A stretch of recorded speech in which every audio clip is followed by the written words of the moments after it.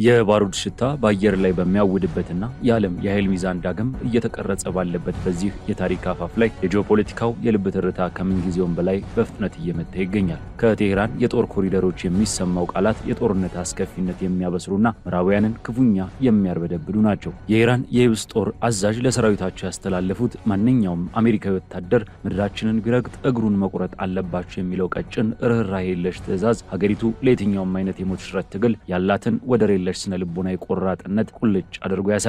ይህ የየብስ ላይ መረር ያለ ዛቻ በባህር ላይም በተግባር ተስተጋብቶ የዓለም ኢኮኖሚ የደም ስር በሆነው በሆርሙዝ ባህረ ሰላጤ ላይ በቅርቡ በተፈጸመ የነዳጅ ጫኝ መርከብ ጥቃት ታጅቧል። የውሃው መስመር በጭስና በሳት ሲታመስ ቀጠናው አሜሪካን ወደማያባራ የጦርነት አዘቅት ውስጥ ሊያስገባት ወደሚችል አዲስ ምዕራፍ መሸጋገሩን ያመላክታል። ይህንን ወታደራዊና ስነ ልቦናዊ በላይነት ይበልጥ ለማረጋገጥ የኢራን መንግስት እስራኤልንና ምዕራባውያንን በእጅጉ የሚያስፈራቸውን አንጋፋ ጄኔራል መዋሰን ረዛይን በከፍተኛ የብሔራዊ ደህንነት ቁልፍ የውሳኔ ሰጭነት ቦታ ላይ ያስቀምጧል። የምዕራባውያንን የጥላቻ ተምሳሌት የሆኑት የእነዚህ ጄኔራል ወደ ስልጣን መምጣትና በየቀኑ እያደገ የመጣው የኢራን የባሊስቲክ ሚሳይል አቅም በቴል አቪቭ ኮሪደሮች ውስጥ ከፍተኛ ሽብርን ፈጥሯል። በመሆኑም እስራኤል ከወትሮ የተለመደ የማናህሎኝነት የጉራ ፖለቲካዋ ወጥታ በከፍተኛ ህልውና ፍርሃትና ድንጋጤ ውስጥ ሆና እጅግ ዘመናዊ የሆነውን የአሮው ሚሳይል መከላከያ ስርዓቷን በጸጥታ ለመሞከር ተገዳለች። ይህ የቀጠናዊ ፍርሃት ዳመናና የኃይል ሽኩቻ ሳያበቃ ሩሲያ በኢራን የኒኩለር ፕሮግራም ውስጥ በይፋ መሳተፍ መጀመሯን ማወጇ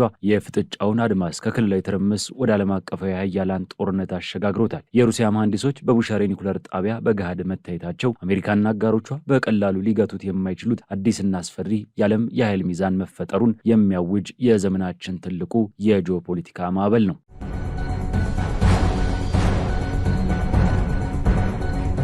ይህ ቮይስ ኦፍ ኢትዮጵያ ዓለም አቀፍ ትንታኔ ነው። የዓለምን ፖለቲካ በሰፊው የምንዳሰስበት መድረክ። ለቻናላችን አዲስ የሆናችሁ ሰብስክራይብ በማድረግ አብራችሁን ቆዩ።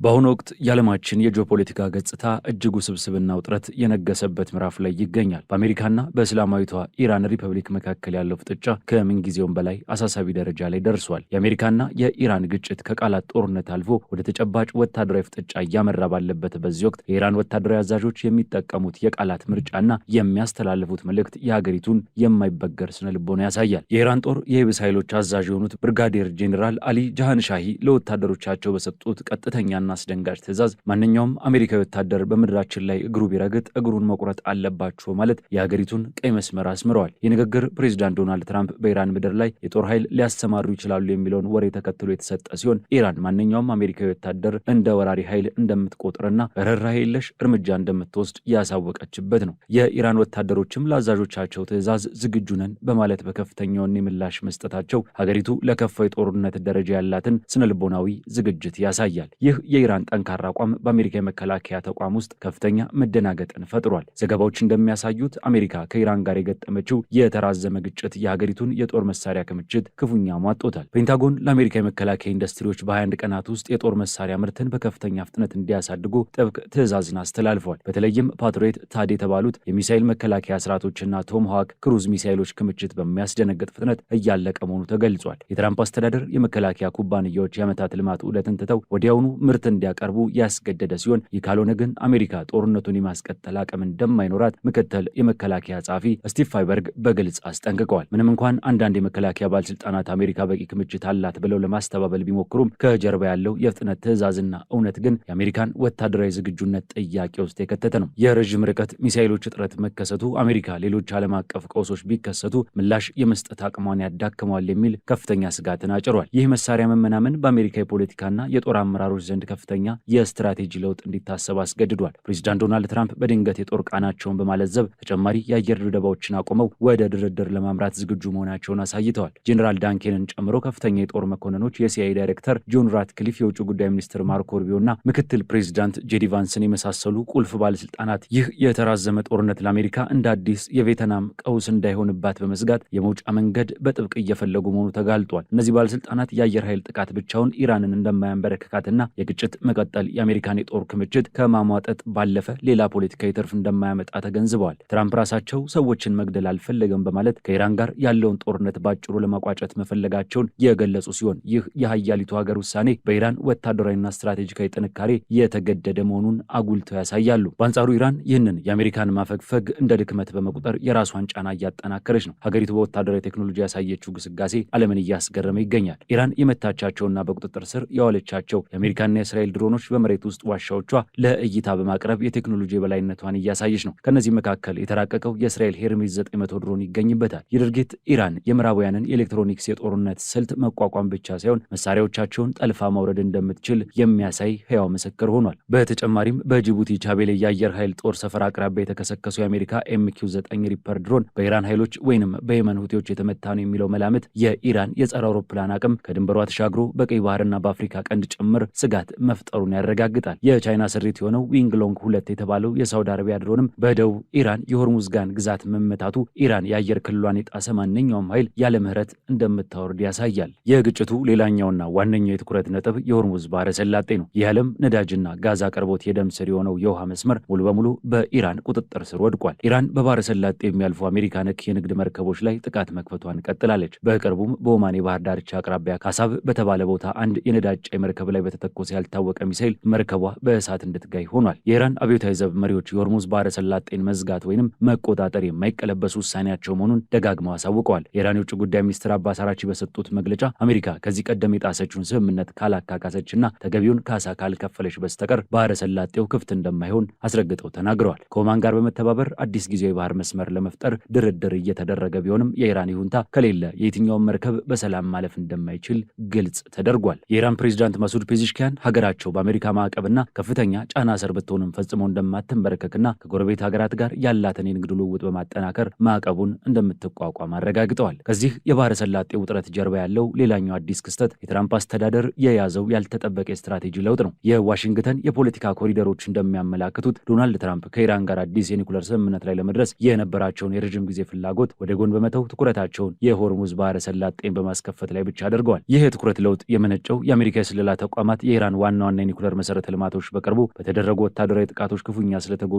ቴሄራን ፕሮግራሟን እንደገና ለመገንባት አቅምም ሆነ ጊዜ የላትም ከሚል ግምገማቸው በመነሳት ነው። ፕሬዚዳንት ትራምፕ ኢራን በድብቅ የኒኩለር መሳሪያ ለማምረት የምታደርገውን ማንኛውንም ሙከራ የአሜሪካ የስለላ መረብ አስቀድሞ እንደሚያውቀውና ሌላ የአሜሪካ ወታደራዊ ጥቃት ሊያስተናግዱ እንደሚችሉ በማሰብ ቴሄራን የኒኩለር ፕሮግራሟን እንደማታንሰራራ እርግጠኛ ሆኗል። በዚህም የተነሳ አሜሪካ አዲስ የኒኩለር ስምምነት ከማስገደድ ይልቅ የዓለምን የነዳጅ አቅርቦት የሚያስተጓጉለውን የሆርሙዝ መዘጋትን በመፍታት ረጅም ጊዜ የሚቆይ የባህር ላይ ሰላም ማረጋገጥን ቀዳሚ ግቡ አድርጋለች። የሆነ ሆኖ ኢራን ይህንን የአሜሪካን የአንድ አቅጣጫ ድርድር በቀላሉ የምትቀበለው አልሆነም። ባህረ ሰላጤው ሙሉ በሙሉ ክፍት ለማድረግ ቴሄራን ያቀረበቻቸው ቅድመ ሁኔታዎች በአሜሪካ ባለስልጣናት ዘንድ ፈጽሞ የማይታሰቡ የተባሉና የኢራንን ድርድር የማክበድ ብቃት የሚያሳዩ ናቸው። ከነዚህም መካከል በአሜሪካ የተጣሉ ማዕቀቦችን ሙሉ በሙሉ ማንሳት፣ የአሜሪካ የባህር ኃይል በቀጠናው የሚያደርገውን እገዳ ማቆም፣ የአሜሪካ ጦር ከቀጠናው ጠቅልሎ መውጣትና ከፍተኛ የገንዘብ ካሳ ክፍያ ይገኙበታል። የኢራን የውጭ ጉዳይ ሚኒስትር አባስ አራቺ ጉዳዩን አስመልክተው ሲያብራሩ በአሁኑ ወቅት ከአሜሪካ ጋር እያደረግን ያለነው ምንም አይነት ቀጥተኛ ድርድር የለም። የሚደረገው የቃላት ልውውጥ በኦማን አሸማጋይነት የሚተላለፍ የመልእክት ልውውጥ ብቻ ነው ማለት የሀገራቸውን ጽኑ አቋም አሳይተዋል። አራቺ አክለውም ከኦማን ጋር አዲስ የባህር ላይ የጉዞ መስመሮች የመንደፉ ስራ በመጠናቀቅ ላይ መሆኑንና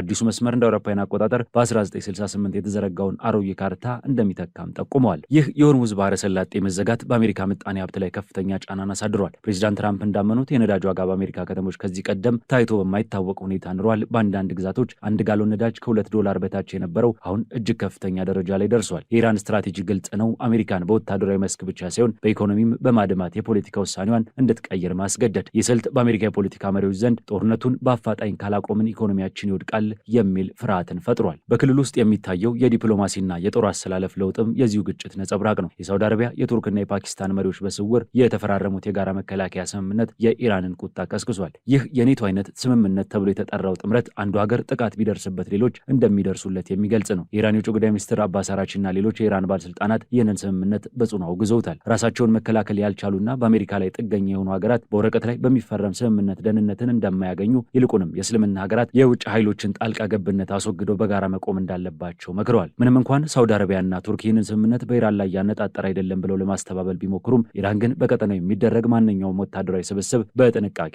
እየተከታተለች ትገኛለች። ይህ የቀጠናው የዲፕሎማሲና የደህንነት ውጥረት ይበልጥ እየተወሳሰበ የመጣው የየመን ሁቲ አማጽያን በሳውዲ አረቢያ ላይ የከፈቱትን አዲስ የጥቃት ግንባር ተከትሎ ነው። ከወራት አንጻራዊ መረጋጋትና እንደ አውሮፓውያን አቆጣጠር በ2022 ከተደረሰው ጊዜያዊ የተኩስ አቁም ስምምነት በኋላ የግጭቱ ድባብ ዳግም አገርሽቷል። የሁቲ ኃይሎች በሳውዲ አረቢያ ጂዛን ግዛት በሚገኘው የሳውዲ አራምኮ የነዳጅ ማጣሪያ ተቋም ላይ በድሮን ጥቃት መፈጸማቸው ጦርነቱ ወደ ለየለት ቀጠናዊ ቀውስ ሊያመራ እንደሚችል ማሳያ ሆኗል። የሁቲ ወታደራዊ ቃል አቀባይ ያህያ ሳሪ ይህንን ጥቃት ሲያብራሩ ድርጊቱ የሳውዲ አረቢያ ድሮኖች በየመን ሳዳና ሀጃህ ግዛቶች የአየር ክልልን ጥሰው በመግባትና በየመን ህዝብ ላይ እየተደረገ ያለውን ኢፍትሐዊ ከበባ በመቃወም የተወሰደ የአጸፋ እርምጃ መሆኑን አውጀዋል። የሳውዲ አረቢያ የኃይል ሚኒስቴር በበኩሉ በማጣሪያ ተቋሙ ላይ የተነሳው እሳት የአደጋ ጊዜ ምላሽ ሰጪ ቡድኖች ወዲያውኑ እንዳጠፉትና ምንም አይነት የሰው ህይወት ጥፋት እንዳላስከተለ በመግለጽ የጥቃቱን ስትራቴጂካዊ ክብደት ለማቃለል ሞክሯል። ይሁን እንጂ የሁቲዎች የጥቃት አድማስ በሳውዲ ነዳጅ ተቋማት ላይ ብቻ የተወሰነ አልነበረም። በቀይ ባህር ዳርቻ በምትገኘውና በየመን ዓለም አቀፍ እውቅና ባለው መንግስት ስር በምትተዳደረው የሞካ ወደብና ከተማ ላይ ባደረሱት ተከታታይ የባለስቲክ ሚሳኤልና የድሮን ጥቃት የበርካታ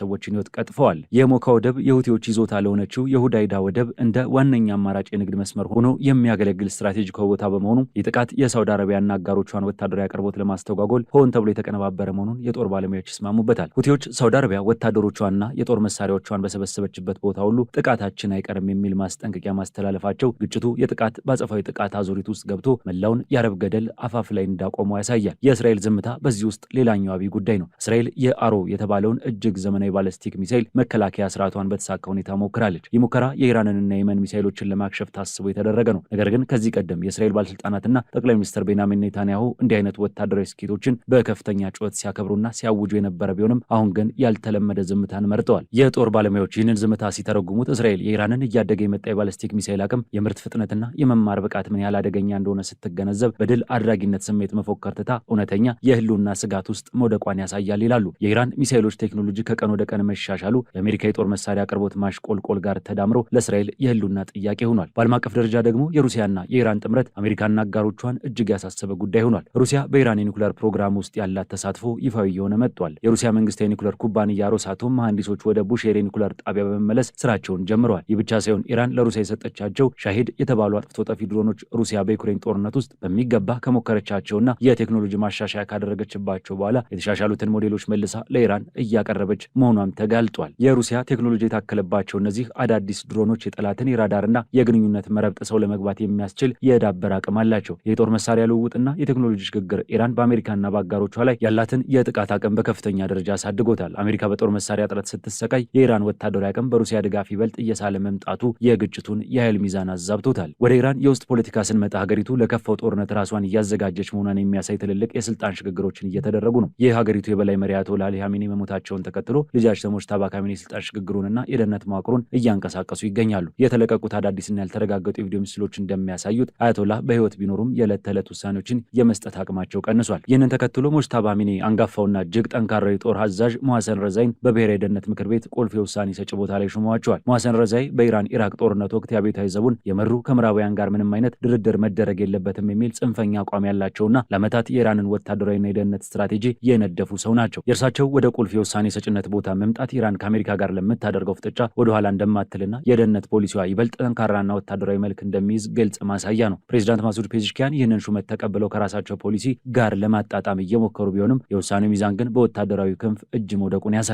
የኢራን አመራሮች የተከበረው መሪያችን ደም በከንቱ አይፈስም፣ አንረሳም፣ አንማርም በማለት የሚያስተላልፉት መልእክት ሀገሪቱ በውስጥ ፖለቲካ ያለውን ቀውስ ወደ ውጭ ጠላት በማዞር አንድነቷን ጠብቃ ጦርነቱን ለመቀጠል ያላትን ቁርጠኝነትም ያሳያል። በዚህ እጅግ ውስብስብ የውስጥ የፖለቲካ ሽግግርና የመሪዎች ጤና ዙሪያ በሚነሳው መላመት ውስጥ የኢራን መንግስት የተራቀቀ የመረጃና የስነ ልቦና ጦርነት ዘመቻን ከፍቷል። የእስራኤል መገናኛ ብዙሃን አያቶላህ ሙጅተባ ካሚኒ በጽኑ ታመው ወደ ሆስፒታል መግባታቸውንና የኢራን መሪዎች በመደናገጥ ውስጥ መሆናቸውን በሚያስተጋቡበት ልክ የኢራን ከፊል መንግስታዊ ዜና ወኪል የሆነው መህር ኒውስ አንድ አስገራሚ 12 ሰከንድ የቪዲዮ ምስልን ለዓለም አሰራጭቷል። በዚህ ቪዲዮ ላይ የ56 ዓመቱ ጠቅላይ መሪ ከተለያዩ አማካሪዎቻቸውና የጦር መኮንኖች ጋር ተቀምጠው አሜሪካን ስለመመከት ስትራቴጂ ሲወያዩ ይታያል። ሆኖም ይህ ቪዲዮ የተቀረጸበት ቀንና ቦታ በገለልተኛ አካል ሊረጋገጥ አለመቻሉ ምስሉ የኢራን መሪዎች ጤንነትን አስመልክቶ የሚወጡትን ዘገባዎች ለማስተባበልና የተረጋጋ መንግስታዊ ቁመና እንዳለ ለማስመሰል ሆን ተብሎ የተቀነባበረ የፕሮፓጋንዳ አካል ነው የሚለውን ጥርጣሬ አጠናክሮታል። የኢራን ባለስልጣናት የእስራኤልን ዘገባዎች ውጫዊና አሳሳች በማለት ቢያጣጥሉም በሀገሪቱ ከፍተኛ አመራሮች መካከል ያለው የእርስ በርስ ግንኙነት ግን ከትዕይንት ጀርባ የተለየ መልክ እንዳለው ማሳያዎች ብቅ ብለዋል። ራሳቸው የኢራን ፕሬዚዳንት ማሱድ ፔዜሽኪያን በአንድ ወቅት ባደረጉት ንግግር ከጠቅላይ መሪው ጋር ለመገናኘትና ለመነጋገር እጅግ ፈታኝ እየሆነባቸው መምጣቱን በግልጽ አምነዋል። ይህ ፕሬዚዳንቱ ያልተጠበቀ ኑዛዜ መንግስታዊ ሚዲያው ከሚያሰራጨው ሁሉንም ነገር በቅርበት እየተቆጣጠሩ ነው ከሚለው ትርክት ጋር የተጋጨና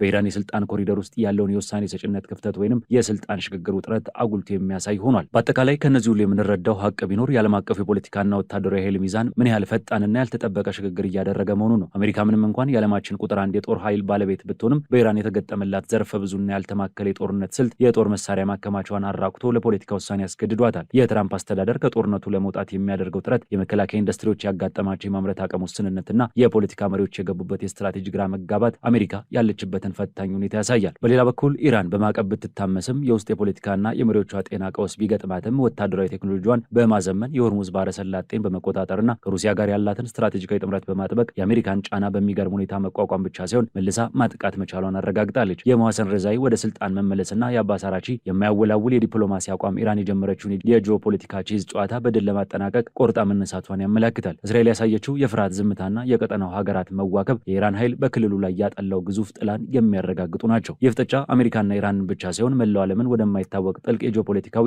አዘቅት ውስጥ ሊያስገባ የሚችል የሀያላኑን ትዕግስትና አቅም የሚፈታተን የታሪክ ምዕራፍ ሆኖ ተመዝግቧል። የትኛውም ወገን ፍጹም አሸናፊ መሆን በማይችልበት በዚህ ጦርነት ዓለም የጥፋትና የሰላም ቀጭን መስመር እየተራመደች ትገኛለች። የዛሬው ዓለም አቀፍ ትንታኔያችን በዚሁ ተቋጨ። ስለተከታተላችሁን እያመሰገንን ለቻናላችን አዲስ የሆናችሁ ሰብስክራይብ በማድረግ ቤተሰብ እንድትሆኑ እንጋብዛለን። ከሰዓታት በኋላ በሌላ ዓለም አቀፍ ጉዳይ እስከምንገናኝ ሰናይ ጊዜ